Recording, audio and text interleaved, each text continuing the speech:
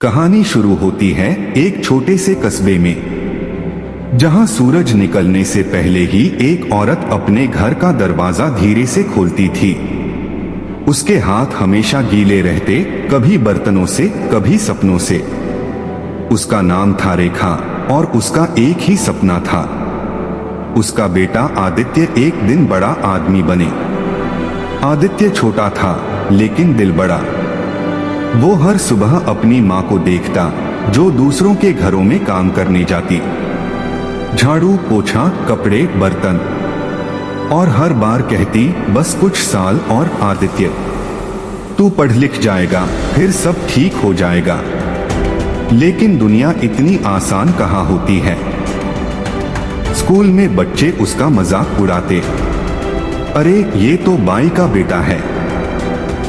कुछ टीचर भी उसे कम आंकते, लेकिन आदित्य चुप रहता क्योंकि उसने अपनी माँ की हथेलियों में वो हथेलियां देखी थीं जो थकती नहीं थीं। शाम को जब माँ लौटती, उसके हाथों पर दरारें गहरी हो चुकी होती, लेकिन मुस्कुराहट हमेशा वही धीमी पर सच्ची। एक दिन त्योहार से पहले रेखा को काफी काम मिला।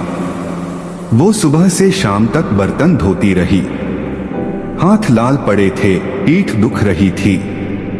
घर आकर वो चुपचाप बैठ गई। आदित्य ने पूछा, माँ आज काम बहुत था। वो मुस्कुराई, बेटा तेरी किताबें खरीदनी है ना, दर्द बाद में देख लेंगे। उस रात आदित्य ने चुपचाप फैसला किया, अब मेरी माँ की आंखों में आंसू नहीं रहेंगे। वो दिन बीतते गए। आदित्य ने पढ़ाई को अपनी जिंदगी बना लिया। सुबह 4 बजे उठकर पढ़ना, स्कूल जाना, शाम को घर की मदद करना और रात तक पढ़ते रहना। कई बार नींद आती, कई बार थकान, लेकिन माँ की हथेलियां याद आती और वो फिर से पढ़ने लग जाता। फिर आया वो दिन, SSCJ परीक्षा का रिजल्ट, जिसने उसकी और उसकी माँ की पूरी दुनिया बदल देने वाली थी। आदित्य का दिल जोर से धड़क रहा था। सिस्टम पर रोल नंबर डाला, स्क्रीन लोड हुई और फिर qualified, selected for government post. Aditya की आंखें भर आईं, लेकिन वो रोया नहीं। वो सीधा भागा अपनी माँ के पास। रेखा उस वक्त किसी के घर से बर्तन धोकर लौट रही थी। उसके हाथ गीले थे, कपड़े पुराने, लेकिन बेटे को देखकर उसके चेहरे पर चमक आ गई। आदित्य उसके सामने घुटनों पर बैठ गया, उसके हाथ अपने हाथों में लिए और बोला, माँ आज से ये हाथ सिर्फ आराम करेंगे, तुम्हारा बेटा सरकारी इंजीनियर बन गया।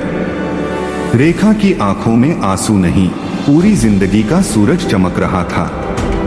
उसने बेटे के सिर पर हाथ फेरा और कहा, मैंने तो बस बर्तन धोए थे बेटे, तूने पूरी किस्मत चमका दी।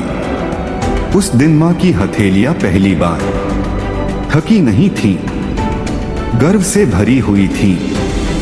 आदित्य ने नौकरी ज्वाइन की, माँ के लिए नया घर लिया और सबसे पहले वो बर्तन वाली बाल्टी उठाकर घर से बाहर फेंक दी। माँ चुपचाप देख रही थी। जिस जिंदगी ने उसे झुकाया था, उसी जिंदगी ने उसके बेटे को आसमान दे दिया था। कहानी सिर्फ इतनी ही नहीं, ये एक संदेश है, गरीबी रुकावट नहीं, माँ की दुआ सबसे बड़ी ताकत है। जिन हाथों में दरारें होती हैं, वही हाथ किसी बच्चे का भविष्य गढ़ते हैं।